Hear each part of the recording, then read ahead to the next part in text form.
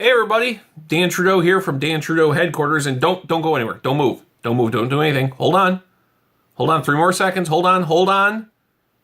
And we're good. You know, most videos like this only get watched on average for 10 seconds. I found that out in my research. We made it past 10 seconds. We did it together. I knew I could count on you. Thank you. And welcome again to my video blog. I had recently asked people through my Facebook page if they had any questions about my new book, Gina Beale, Into the Fire, available on Amazon. Awesome book. Read it. You'll love it. You'll become more popular. Once again, that last part's not true. I just keep making promises about this I can't keep, but you will like it.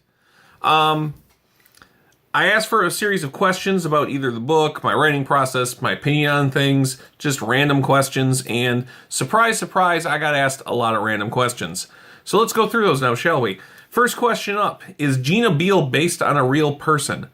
I didn't explicitly make Gina based on one person. I have a friend named Gina. Maybe that's where the name came from. I don't know, because Gina really popped into my head, almost fully formed as a character, what her personality was like, the fact that her name was Gina. I can tell you one thing, I knew her name was Gina, but I didn't have the rest of her in mind, of her full name in mind, and my wife suggested that I should name her after Little Edie Beale, who, my wife's favorite movie is the documentary Grey Gardens, with Big Edie and Little Edie Beale. So I actually named Gina, her full name is Gina Edith Beale, after Little Edie from the movie Grey Gardens. And real person too, again, documentary. Gina's personality is also based on several women who I've known who sort of have this blunt, sarcastic attitude that I've noticed is very much appreciated when men have it. But when women have it, often they're looked at as they have something wrong with them or something like that. Like if some guy's like at some place and is like, screw this place sucks. Everyone laughs, ha ha ha ha. Woman says the same thing, people are like, what's wrong with her? And I think some of that reflects in the book. And I have always found that sort of woman like really entertaining. My cousin Chris's wife, Katie, is one of the people who just talks really blunt, really sarcastic, and I've mostly been amused by her. And I think Gina is also inspired in part. My day job is I'm a recruiter, a staffing consultant for electrical engineers. And I've known lots of women who have worked in HR and put up with a lot of garbage there. And I think Gina's career choice in HR is also influenced by that. So that's about it for real life influence. Oh, you know what? There's a bit of my wife in Gina as well. Gina has the same interests as my wife. Especially when we were first dating. She loves musicals. She loves the Detroit Red Wings. My wife loves Detroit sports, very into musicals, stuff like that. So there's a little bit of my wife and Gina as well. Next question. When will that giraffe finally give birth? Not yet. It's a giraffe. Give it time. It doesn't work on your timetables. I would say just let it go. Sooner or later, you'll get the notification the giraffe is born. Do not stress it until then, okay? Just let the giraffe be. I'm happy to report that the woman who put the giraffe mask on while going into labor did have her baby. So that's good. So congrats to her. When will spring finally arrive? When love is in the air. Is having a word count a positive or a negative? Explain. Having a word count is very positive. Without it, making documents would be chaos.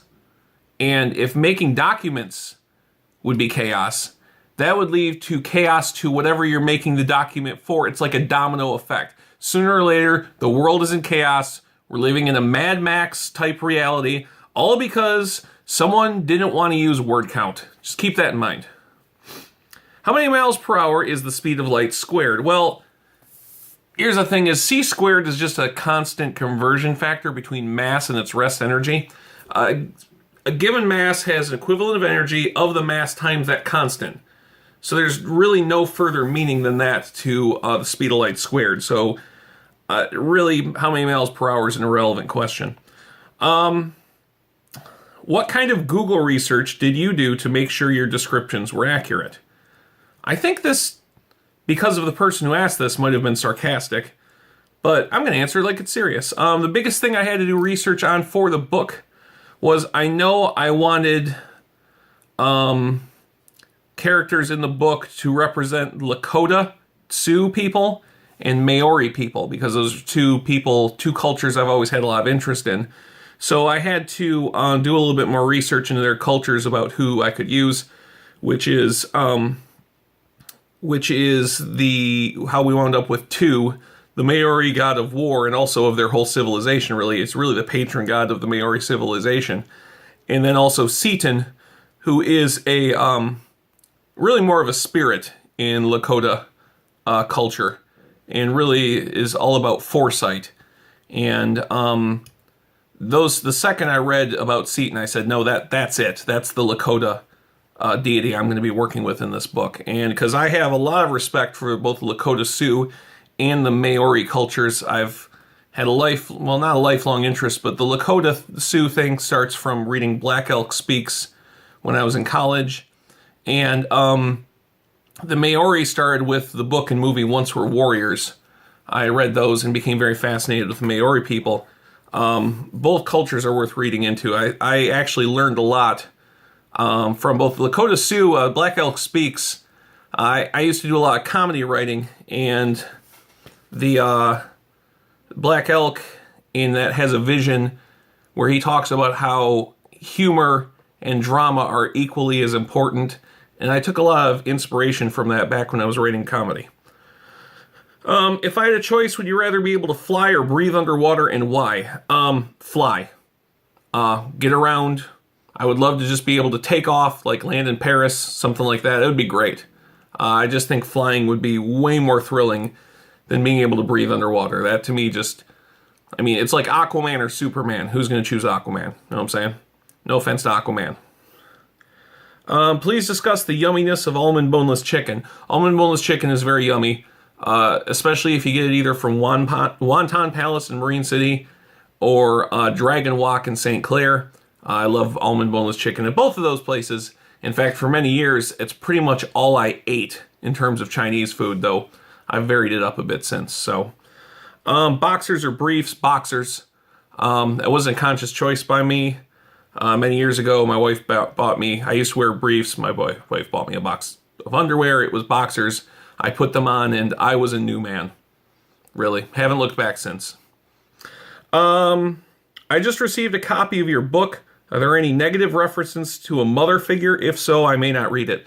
That question's from my mom. My mom wrote that question. And no, Gina Beale's mom is in the book, but I don't think there are any negative references. So you're good there, Mom. Don't worry. No one's going to read this and say, Dan's got some serious mother issues. I think you're safe, Mom. Don't worry about it. If God chose to be a condiment, what would he choose to be? If God chose to be a condiment, what would he choose to be?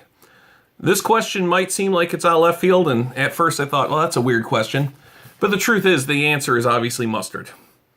The only real question is regular mustard or Dijon.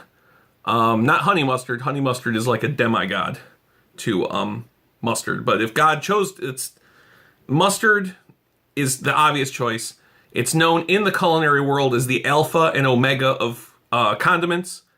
I don't know if that's true, but it sounds right. Someone commented on this on Facebook, mayo. And no, mayo is not the condiment God would choose to be. Mayo is the Satan of condiments. No one likes mayo. Even if you're thinking, hey, Dan, I like mayo. No, you're wrong. You don't. You've been lying to yourself your whole life. Mayo is awful. Awful. So there you go. Those are my answers to your questions. Feel free to ask me more. I'd love to answer them. And remember, Gina Beale, Into the Fire, on Amazon now, paperback or ebook. Buy it. If you got something nice to say about it, say something nice about it on Amazon, Goodreads, any of those places. I'll be doing a Goodreads giveaway soon, so keep your eye open for that. And everybody, have yourself a great weekend.